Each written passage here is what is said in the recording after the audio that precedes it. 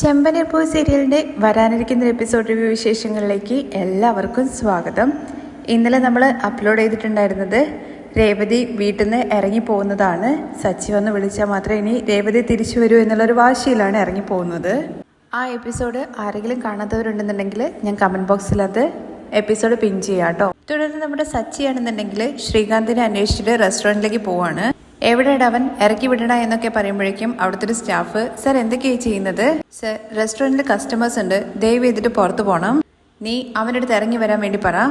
നീ ചെന്നിട്ട് അവനോട് ഇറങ്ങി വരാൻ വേണ്ടി പറയുന്നോ അതോ ഞാൻ ചെന്ന് കൂട്ടിയിട്ട് വരണോന്ന് ചോദിച്ചും കണ്ട് ഉള്ളിലേക്ക് കയറുവാണ് സച്ചി. സർ, ഞാൻ പറയുന്ന ഒന്ന് കേക്ക്, എന്താണെങ്കിലും നമുക്ക് പുറത്തുനിന്ന് സംസാരിക്കാം. വാ സാർ എന്ന് പറഞ്ഞിട്ട് പുറത്തോട്ട് കൂട്ടിക്കൊണ്ട് പോവാണേ. സർ, പറയുന്നത് മനസ്സിലാക്കൂ, ഉള്ളിൽ ശ്രീകാന്ത് ഇല്ല സർ, പ്ലീസ് സാർ എന്നൊക്കെ പറഞ്ഞിട്ട് കൂട്ടിക്കൊണ്ടു വരികയാണേ. അപ്പോഴേക്കും കൈ വിടടാ എന്നൊക്കെ പറഞ്ഞിട്ട് സച്ചി കൈ തട്ടി മാറ്റുന്നുണ്ട് ആ സ്റ്റാഫിന്റെ. എന്റെ അച്ഛനെ വിഷമിപ്പിച്ചിട്ട് അവൻ ഇവിടെ സന്തോഷമായിട്ട് കഴിയല്ലടാ, വിളിക്കടാ അവനെന്ന് പറയുകയാണെ സച്ചി. സർ, ഞാൻ പറയുന്നത് സത്യമാണ്, അവൻ ഇവിടെ ഇല്ല, അവൻ ജോലിക്ക് വന്നിട്ടില്ല, 10 ദിവസം ലീവിലാണ്. നീ കള്ളം പറയാണ്, ഉള്ളിലിരുന്നോണ്ട് അവൻ അങ്ങനെ പറഞ്ഞു വിട്ടതാണോ നിന്റെ അടുത്തെന്ന് ചോദിക്കുമ്പോൾ, സർ ഞാൻ പറയുന്നത് സത്യമാണ്, അവൻ കല്യാണം കഴിക്കാൻ വേണ്ടി പോവാണ്, 10 ദിവസം ലീവ് വേണമെന്ന് പറഞ്ഞു ഓണറിന്റെ അടുത്ത്. ഓഹോ, അപ്പൊ അങ്ങനെയാണല്ലേ, 10 ദിവസം അഡ്വാൻസ് ആയിട്ട് അവൻ ലീവൊക്കെ ചോദിച്ചിട്ടുണ്ടല്ലേ, എല്ലാം പ്ലാൻ ചെയ്തതാണ്. അവനെന്റെ കയ്യിൽ കിട്ടിക്കഴിഞ്ഞാൽ അവനെ ഞാൻ തല്ലിക്കൊല്ലും, അവനെന്റെ കയ്യിൽ കിട്ടിയാലെന്ന് പറഞ്ഞിട്ട് അവിടെ ഇരിക്കുന്ന ചെടിച്ചട്ടി എടുത്തുകൊണ്ട് പൊട്ടിക്കുകയാണേ ദേഷ്യം തീർക്കാൻ വേണ്ടിയിട്ട്. സർ ഉടയ്ക്കരുതെന്ന് പറയുമ്പോഴേക്കും ഉടച്ചു കഴിഞ്ഞിട്ടുണ്ടായിരുന്നു. എന്താ സർ ഇതൊക്കെ എന്നുള്ള കാര്യം സെക്യൂരിറ്റി ചോദിക്കുകയാണേ. അപ്പോഴേക്കും കുറെ ആൾക്കാർ ഇങ്ങനെ കൂടുന്നുണ്ട്, സച്ചി ചെയ്യുന്ന കാര്യങ്ങളൊക്കെ നോക്കിക്കൊണ്ട് നിൽക്കുകയാണ്. ചെടിച്ചട്ടി പൊട്ടിച്ചതിന്റെ പൈസ എടുത്തിട്ട് ആ സ്റ്റാഫിന്റെ കയ്യിൽ കൊടുക്കുകയാണ്. അയാളത് മേടിച്ചിട്ട് ചേ എന്ന് പറഞ്ഞിട്ട് ഉള്ളിലേക്ക് കയറി പോവാണ്. അത് കഴിഞ്ഞ് സെക്യൂരിറ്റിന്റെ കയ്യിൽ കുറച്ച് പൈസ കൊടുക്കുന്നുണ്ട്. ശ്രീകാന്ത് എന്ന് പറയുന്നവൻ ഇവിടെ വന്നു കഴിഞ്ഞാൽ ഉടനെ തന്നെ എന്നെ ഈ നമ്പറിൽ വിളിച്ചിട്ട് ഇൻഫോം ചെയ്യണമെന്ന് പറഞ്ഞിട്ട് കാർഡൊക്കെ കൊടുക്കുന്നുണ്ട്. ശരി സാർ എന്നൊക്കെ പറഞ്ഞിട്ട് സെക്യൂരിറ്റി പണം മേടിച്ചിട്ട് പോവാണ്. വീട്ടിലെ ലക്ഷ്മി തിരിച്ചെത്തുകയാണ്. കാര്യങ്ങളൊക്കെ അറിഞ്ഞിട്ട് ദേവുവിന് ഭയങ്കര അടിയാണ് കേട്ടോ. നീ എവിടുന്നാണ് നിനക്ക് ഇങ്ങനൊരു ബുദ്ധി വന്നത്? എന്തിനാണ് നീ ഇങ്ങനെയൊക്കെ ചെയ്തത്? എന്നെ ഇവിടുന്ന് പറഞ്ഞു വിട്ടിട്ട് നിന്റെ ചേച്ചിയുടെ ജീവിതം നശിപ്പിച്ചിട്ട് വന്ന് നിൽക്കുന്ന കണ്ടില്ലേ എന്ന് പറഞ്ഞിട്ട് വീണ്ടും അടിക്കുകയാണ്. രേവതിന്റെ അനിയന്റെ അടുത്ത് ലക്ഷ്മി ചോദിക്കുന്നുണ്ട്, നീയും ഇതിന് കൂട്ടു നിന്നോടാ എന്ന്. അമ്മേ, എനിക്കിതിനെ കുറിച്ചൊന്നും അറിയില്ല, ഞാൻ കോളേജിൽ പോയതായിരുന്നു. ഇവളാർക്കും മാല കൊടുത്തിട്ട് കോളേജിൽ പോകുമെന്ന് പറഞ്ഞിട്ട് എൻ്റെ അടുത്തും കള്ളം പറഞ്ഞാണ് പോയത്. എനിക്ക് വരുന്ന ദേഷ്യത്തിന് നിന്നെ അടിച്ചു കൊല്ലാനെ തോന്നുന്നു പറഞ്ഞിട്ട് വീണ്ടും അടിക്കാൻ വേണ്ടി പോകുമ്പോഴേക്ക് തടഞ്ഞു നിർത്തുന്നുണ്ട് കേട്ടോ. ഇതുകൊണ്ടാണ് ഞാൻ നിന്റെ അടുത്ത് ആദ്യമേ പറഞ്ഞത് അവൻ്റെ അടുത്ത് സംസാരിക്കരുത് എന്നുള്ള കാര്യം. അതൊന്നും പറഞ്ഞത് കേൾക്കാതെ നീ അവൻ്റെ അടുത്ത് പോയി സംസാരിച്ചു അല്ലേ? ഇപ്പൊ നീ കണ്ടില്ലേ, നമ്മുടെ കുടുംബത്തിന് ഒറ്റ കൊടുത്തിട്ട് അവൻ പോയി. ഇപ്പോ നിന്റെ ചേച്ചി അല്ലടി എല്ലാത്തിനും കാരണമായിട്ട് നിൽക്കുന്നത്. ഇത് കേൾക്കുമ്പോ ദേവു പറയുന്നുണ്ട്, അമ്മേ എനിക്ക് അറിയില്ലായിരുന്നു ചേച്ചി അങ്ങോട്ട് വരും എന്നുള്ള കാര്യം. നിനക്ക് ആ ചന്ദ്രമതിയെ കുറിച്ചിട്ട് നന്നായിട്ട് അറിയുന്നതല്ലേ? നമ്മുടെ കുടുംബത്തിന്റെ കാര്യം പറയുമ്പോഴേ അവരെ കലിതുള്ളി സംസാരിക്കും. ഇപ്പൊ നീ ആണെങ്കിൽ ഇങ്ങനെ ഒരു കാര്യം ചെയ്തു വെച്ചിരിക്കുന്നു, അവളുടെ ജീവിതം മൊത്തത്തിൽ വഴിയാധാരമായിട്ടുണ്ടാകും. ഇനി അവരൊക്കെ അവളെ വെറുതെ വിടുവോ? നിന്റെ ചേച്ചിയുടെ ജീവിതത്തെക്കുറിച്ച് നീ എപ്പോഴെങ്കിലും ചിന്തിച്ചിട്ടുണ്ടായിരുന്നോ? ഇങ്ങനൊരു കാര്യം ചെയ്തിട്ട് അവള് വന്ന് നിൽക്കുന്നത് കണ്ടില്ലെന്ന് പറഞ്ഞ് വീണ്ടും അടിക്കാൻ വേണ്ടി പോവാണേ. അത് കഴിഞ്ഞ് ദേവ് പറയുന്നുണ്ട്, അമ്മേ, ശ്രീകാന്തും വർഷയും ശരിക്കും ഇഷ്ടപ്പെടുന്നുണ്ട്. വർഷയുടെ വീട്ടുകാര് വേറെ കല്യാണം അവൾക്ക് നടത്താൻ വേണ്ടി ശ്രമിക്കുകയായിരുന്നു. അതുകൊണ്ടാണ് അവര് എന്നോട് ഹെൽപ്പ് ചോദിച്ചത്. ഇത് കേൾക്കുമ്പോൾ രേവതിയുടെ അനിയൻ ചോദിക്കുന്നുണ്ട്, നീ എന്താ സിനിമയിലെ വല്ല ഹീറോയിൻ ആണോ? ഹെൽപ്പ് ചോദിച്ചു കഴിഞ്ഞാൽ ഉടനെ തന്നെ രണ്ടുപേരും ചേർത്ത് കല്യാണം വെച്ച് വെക്കുകയാണോ? ഇപ്പൊ അവർ രണ്ടുപേരും രക്ഷപ്പെട്ടു പോയി, നമ്മളെ എല്ലാ രീതിയിലും പെടുത്തിയിട്ട് ചേച്ചിയും അതിൽ കൊണ്ടുവച്ചു. ഇതിനെക്കുറിച്ചൊക്കെ ഇവളോട് പറഞ്ഞിട്ട് എന്ത് കാര്യമുള്ളത്? അവൻ എങ്ങനെ പോയാലും നിനക്കെന്താ സംഭവിക്കാൻ പോകുന്നത്? അവന്റെ കാര്യങ്ങൾ അവന് നോക്കാൻ അറിയില്ലേ? നീ എന്തിനാടി അതിൽ പോയിട്ട് ഇടപെട്ടത്? ഇപ്പൊ കരഞ്ഞു നിൽക്കുന്നത് ആരാണ്? അപ്പോഴാണ് കേട്ടോ രേവതി അങ്ങോട്ടേക്ക് കയറി വരുന്നത്. രേവതി അങ്ങോട്ട് പോയത് മുതൽ അവൾക്ക് ഇല്ലാത്ത പ്രശ്നങ്ങളില്ല, അവൾ എങ്ങനെ ഇതും കൂടി താങ്ങുക എന്ന് അമ്മ പറയുന്നത് രേവതി പുറത്തുനിന്ന് കേൾക്കുന്നുണ്ടേ. ഇത്രയും നാള് സച്ചി അവളെ മനസ്സിലാക്കിയിട്ടുണ്ടായിരുന്നില്ല. ഇപ്പോഴാണ് രണ്ടുപേരും കൂടി ചേർന്ന് സന്തോഷത്തിൽ ജീവിക്കാൻ തുടങ്ങിയത്. ഇപ്പൊ വീണ്ടും അവർക്കിടയിൽ പ്രശ്നമായി. ഇനി അവളുടെ ജീവിതം എന്താവാൻ വേണ്ടി പോകുന്നത്? നമ്മുടെ വീടിനെ കുറിച്ച് നീ കുറച്ചെങ്കിലും ഒന്ന് ചിന്തിച്ചു നോക്കിയായിരുന്നോ? കാൽവേദന ഉണ്ട്, എന്നിട്ടും ഞാൻ പൂക്കൾ കടയിൽ പോകുന്നുണ്ട്. അടിക്കുന്ന മെഷീനാണെങ്കിലും റിപ്പയർ ചെയ്യാൻ വേണ്ടിയിട്ട് ഇടയ്ക്കിടയ്ക്ക് പൈസ കൊടുക്കണം. ഇങ്ങനെ നമ്മുടെ കാര്യം തന്നെ കഷ്ടത്തിലാണുള്ളത്. അതിനിടയ്ക്കാണ് അവൾ ഇങ്ങനെ ഒരു കാര്യം ചെയ്തിട്ട് വന്ന് നിൽക്കുന്നത്. രേവതി അവിടെ എന്ത് കഷ്ടപ്പെട്ടിട്ടാണ് നിൽക്കുന്നതെന്നുള്ള കാര്യം അറിയില്ലല്ലോ എന്നൊക്കെ പറയുമ്പോഴേക്കും രേവതി അമ്മയെന്ന് വിളിച്ചുകൊണ്ട് ഓടി വന്ന് കെട്ടിപ്പിടിച്ച് കരയാണേ. എന്തു പറ്റി മോളെ എന്നുള്ള കാര്യം ചോദിക്കുമ്പോൾ, എനിക്ക് എന്താ ചെയ്യേണ്ടതെന്ന് അറിയില്ല അമ്മേ, ഞാൻ ഒരു തെറ്റും അമ്മയെ ചെയ്തിട്ടില്ല. എന്നാ എല്ലാത്തിനും കാരണം ഞാനാണെന്ന് പറഞ്ഞിട്ട് എന്നെ വീട് വിട്ട് ഇറങ്ങി പോകാൻ വേണ്ടി പറഞ്ഞു അമ്മേ. ചേച്ചി എന്നൊക്കെ പറഞ്ഞിങ്ങനെ വിളിക്കുന്നുണ്ട്. അതിനിടയ്ക്ക് ലക്ഷ്മി ചോദിക്കുന്നത്, എന്താ നീ പറഞ്ഞത്? വീട് വിട്ട് പറഞ്ഞു വിട്ടോ? അതെ അമ്മേ. ഞാൻ എത്ര പറഞ്ഞിട്ടും ആരും കേട്ടില്ല അമ്മേ എന്നൊക്കെ പറഞ്ഞിട്ട് രേവതി ഇങ്ങനെ പൊട്ടിക്കരഞ്ഞോണ്ടിരിക്കുകയാണേ. ഞാനെല്ലാം പ്ലാൻ ചെയ്തു എന്നുള്ള കാര്യമാണ് അമ്മ അവര് പറയുന്നത്. എനിക്ക് എന്നെ ചുറ്റി എന്തൊക്കെയാ നടക്കുന്നതെന്ന് പോലും അറിയില്ല. ഞാൻ ചെയ്യാത്ത തെറ്റിന് ഞാൻ ശിക്ഷ അനുഭവിക്കുകയാണ് അമ്മേ. അയ്യോ, ഞാൻ പേടിച്ചതുപോലെ തന്നെ നടന്നല്ലോ മോളെ. നിന്റെ സച്ചി പോലും നിനക്ക് വേണ്ടിയിട്ട് സംസാരിച്ചില്ലേ? അവരെന്നോട് എൻ്റെ കൺമുമ്പിൽ പോലും വന്നേക്കരുതെന്നാണ് പറഞ്ഞത് അമ്മേ. ഇതെല്ലാം കേട്ടിട്ട് ദേവുവിൻ്റെ അടുത്ത് അമ്മ ചോദിക്കുന്നുണ്ട് കേട്ടോ. കേട്ടില്ലേടി, ഇപ്പൊ നിനക്ക് സന്തോഷമായോ? മറ്റുള്ളൊരാളെ സഹായിക്കാൻ വേണ്ടി പോയിട്ട് നിന്റെ ചേച്ചിയുടെ ജീവിതം ഇപ്പൊ എന്തായി എന്നുള്ള കാര്യം നീ കണ്ടോ? എന്നിട്ട് ദേവുവിനെ അടിക്കുന്ന സമയത്ത് പിടിച്ചു മാറ്റുകയാണ് കേട്ടോ. അത് കഴിഞ്ഞ് രേവതിയുടെ അനിയൻ ചോദിക്കുന്നുണ്ട്, ചേച്ചി എന്തിനാ അമ്പലത്തിൽ പോയിട്ട് അവിടെ സാക്ഷി ഒപ്പിടാനൊക്കെ പോയെന്നുള്ള കാര്യം ചോദിക്കുമ്പോൾ ഞാൻ എന്ത് ചെയ്യാനാണ്? ആ ശ്രീകാന്ത് എന്നെ കള്ളം പറഞ്ഞിട്ട് കൂട്ടിയിട്ട് പോയി. അവിടെ പോയതിനു ശേഷമാണ് എല്ലാവരും കൂടി ചേർന്നിട്ട് എന്നെ കൊണ്ട് സൈൻ ചെയ്യാൻ വേണ്ടിയിട്ട് നിർബന്ധിച്ച് സൈൻ ചെയ്യിപ്പിച്ചത്. അവൻ വീട്ടിലേക്ക് വന്നിട്ട് എൻ്റെ മേലൊരു തെറ്റുമില്ല എന്നുള്ള കാര്യത്തെക്കുറിച്ച് പറയുന്നതാണ് ഞാൻ വിചാരിച്ചത്. പക്ഷെ അവൻ ഇങ്ങനെ ചെയ്യുമെന്ന് ഞാൻ ഒരിക്കലും പ്രതീക്ഷിച്ചില്ല. ഇത് കേട്ട ലക്ഷ്മി പറയുന്നുണ്ട്, അവന്റെ ജീവിതം നന്നാവണമെന്ന് മാത്രമായിരിക്കും അവൻ ചിന്തിച്ചിട്ടുണ്ടാവുക. എല്ലാ മനുഷ്യരും അങ്ങനെ തന്നെയാണ്, സ്വന്തം കാര്യം മാത്രമാണ്.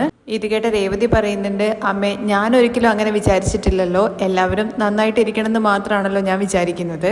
അതുകൊണ്ടാണടി നമ്മളിപ്പോ ഈ അവസ്ഥയിൽ നിൽക്കുന്നത്. ഇതൊന്നും അറിയാതെ ഇവള് ഇതില് ചെന്ന് പെട്ടു. ഇനി എങ്ങനെയാണ് ഞാൻ സച്ചിയുടെ അച്ഛന്റെ മുഖത്ത് നോക്കുക? നിങ്ങളുടെ മകൾ ഇങ്ങനെ ചെയ്തില്ലേ എന്നുള്ള കാര്യം ചോദിച്ചു കഴിഞ്ഞാൽ ഞാൻ എന്താ അതിന് ഉത്തരം കൊടുക്കുക? ഇപ്പോൾ രേവതിയും തെറ്റ് ചെയ്തു എന്നുള്ള കാര്യമല്ലേ അവർ വിചാരിക്കുക. അങ്ങനെ രേവതിയാണെങ്കിൽ താഴെ ഇങ്ങനെ ഇരുന്ന് കരയുന്നൊക്കെ ഉണ്ട്. അത് കഴിഞ്ഞ് ശ്രീകാന്തിനെയാണ് കേട്ടോ കാണിക്കുന്നത്. വർഷ അരികിലേക്ക് ചെല്ലുന്നുണ്ട്. എപ്പോൾ എഴുന്നേറ്റ് എന്നുള്ള കാര്യം ചോദിക്കുമ്പോൾ കുറച്ച് നേരമായി എന്ന് പറയുകയാണേ. ടയേർഡായതുകൊണ്ട് ഒരുപാട് നേരം കിടക്കുമെന്ന് കരുതി എന്ന് പറയുകയാണേ. എനിക്കെന്തോ ഉറക്കം വന്നില്ല, മനസ്സിലൂടെ ഒരുപാട് കാര്യങ്ങൾ പോയിക്കൊണ്ടിരിക്കുകയല്ലേ, ഇനിയും എന്താ ചിന്തിക്കുന്നുള്ള കാര്യമാണ് വർഷ ചോദിക്കുന്നത്. ശ്രീകാന്തിന്റെ അച്ഛനെ റിലീസ് ചെയ്തില്ലേ, പിന്നെ എൻ്റെ വീട്ടുകാരും എന്നെ ഡിസ്റ്റർബ് ചെയ്യില്ല എന്നുള്ള കാര്യം പറഞ്ഞു. നമുക്കിപ്പോ ഒരു പ്രശ്നവും ഇല്ലല്ലോ. ഇനിയും എന്താ ഡള്ളായിട്ട് ഇരിക്കുന്നത് അറിയില്ല, മനസ്സിൽ എന്തോ ഒരു പോലെ ഇരിക്കുന്നു. അങ്ങനെയാണെങ്കിൽ ഈ മൈൻഡൊക്കെ ഒന്ന് മാറാൻ വേണ്ടിയിട്ട് പുറത്ത് പോയിട്ട് വാ, കുറച്ച് സാധനങ്ങളൊക്കെ വാങ്ങാനുണ്ടെന്ന് പറയുമ്പോൾ എന്താ ഉണ്ടാക്കാനുള്ളതാണോ എന്നുള്ള കാര്യം ചോദിക്കുമ്പോൾ അതിനെക്കുറിച്ചൊന്നും എനിക്കറിയില്ല, കുറച്ച് പൂവും സ്വീറ്റ്സും ഒക്കെ മേടിച്ചിട്ട് വാ എന്ന് പറഞ്ഞിട്ട് തള്ളിവിടുകയാണേ. ഇപ്പൊ എന്തിനാ സ്വീറ്റ്സും ഫ്രൂട്ട്സും ഒക്കെ എന്നുള്ള കാര്യം ചോദിക്കുമ്പോൾ സാലഡ് ഉണ്ടാക്കാനൊന്നും ചോദിക്കുകയാണേ.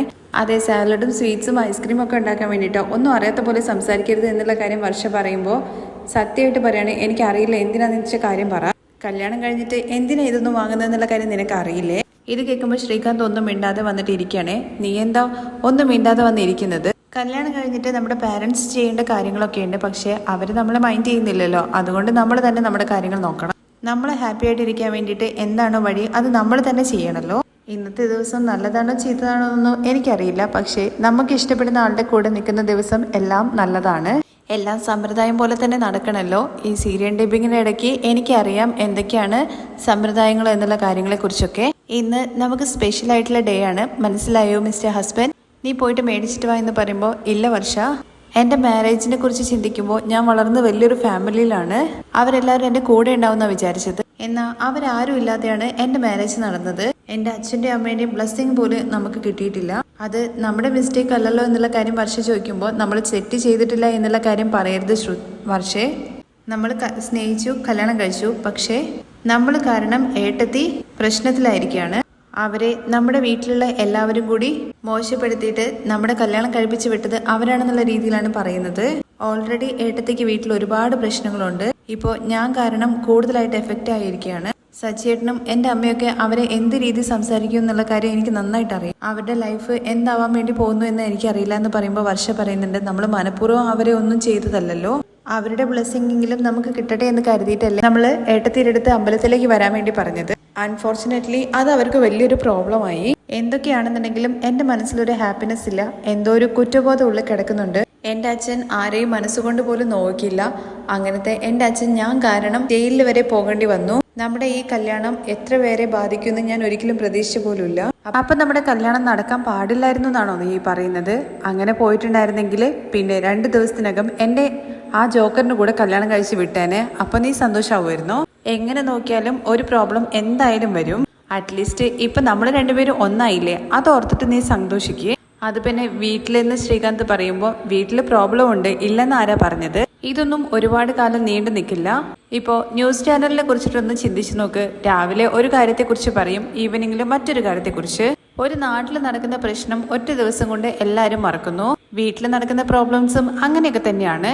കുറച്ച് ദിവസത്തിനകം എല്ലാം ശരിയായിട്ടും മനസ്സിലായോ? ഇനിയെങ്കിലും നമ്മുടെ ലൈഫിനെ കുറിച്ചും നമ്മുടെ ഫ്യൂച്ചറിനെ കുറിച്ചും മാത്രം ചിന്തിക്കുക. നെക്സ്റ്റ് സ്റ്റെപ്പ് നമ്മൾ എന്തായാലും മുന്നോട്ട് പോയേ പറ്റൂ. ഇല്ല വർഷ, എൻ്റെ മൈൻഡ് ഇപ്പോഴും ശരിക്കായിട്ട് വന്നിട്ടില്ല, ഒരു ഡിസ്റ്റർബ് ആയിരിക്കുകയാണ്.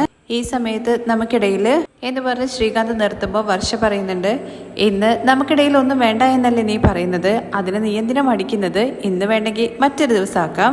നിന്റെ മനസ്സിന്റെ വിഷമം എനിക്ക് മനസ്സിലാകും. നിനക്ക് കുറച്ച് ടൈം എടുക്കും എല്ലാം മറക്കാൻ വേണ്ടിയിട്ട്, അത്രയല്ലേ ഉള്ളൂ.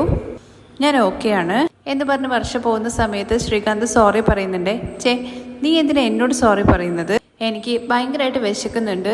പണ്ടൊക്കെ നിന്റെ അടുത്ത് ഓർഡർ ചെയ്തിട്ട് എത്താൻ വേണ്ടി ടൈം എടുക്കുമായിരുന്നു. ഇപ്പം നീ എൻ്റെ മുമ്പ് തന്നെ ഉണ്ടല്ലോ, എന്തെങ്കിലും ഉണ്ടാക്കിയിട്ട് കൊണ്ടുപോവാ. നീ ബ്രെഡ് ഓംലേറ്റ് ഉണ്ടാക്കുമല്ലോ, അതെനിക്കിപ്പോൾ കഴിക്കണമെന്ന് തോന്നുന്നു. ഓക്കെ ശരി, ഒരു 10 മിനിറ്റ്സ് വെയിറ്റ് ചെയ്യും, ഞാനിപ്പോൾ ഉണ്ടാക്കിത്തരാമെന്ന് പറഞ്ഞിട്ട് ശ്രീകാന്ത് അവിടെ നിന്ന് പോവാണേ. വർഷ എന്നെ മനസ്സിലാക്കിയതിന് താങ്ക്സ് എന്ന് പറയുമ്പോൾ, ഹലോ, ഹസ്ബൻഡ് ആൻഡ് വൈഫിനിടയിൽ സോറി, അതുപോലെ താങ്ക് യു, ഇതിനൊന്നും ഒരു വിലയുമില്ല. അതൊക്കെ എടുത്തിട്ട് വെളിക്കളാ. ഇപ്പോൾ പോയിട്ട് ബ്രെഡ് ഓംലേറ്റ് ചെയ്തിട്ട് എടുത്തിട്ട് വാ, എനിക്ക് വിശക്കുന്നു എന്ന് പറയണേ. അപ്പോൾ ശ്രീകാന്ത് ചിരിച്ചിട്ട് അവിടെ നിന്ന് പോകുന്നുണ്ട്. അതുപോലെ തന്നെ വർഷയ്ക്കും ഒരു ചെറിയ സന്തോഷമൊക്കെ ഉണ്ട് കേട്ടോ. ഈ രംഗത്തോട് കൂടിയിട്ടാണ് മറ്റൊരു എപ്പിസോഡിൻ്റെ റിവ്യൂ അവസാനിക്കുന്നത്. ഇതിൻ്റെ ബാക്കി വിശേഷം കേൾക്കാൻ വേണ്ടി നിങ്ങൾക്ക് താല്പര്യം ഉണ്ടെന്നുണ്ടെങ്കിൽ നെക്സ്റ്റ് എപ്പിസോഡിൽ നിന്ന് കമൻറ്റ് ചെയ്യണേ. താങ്ക്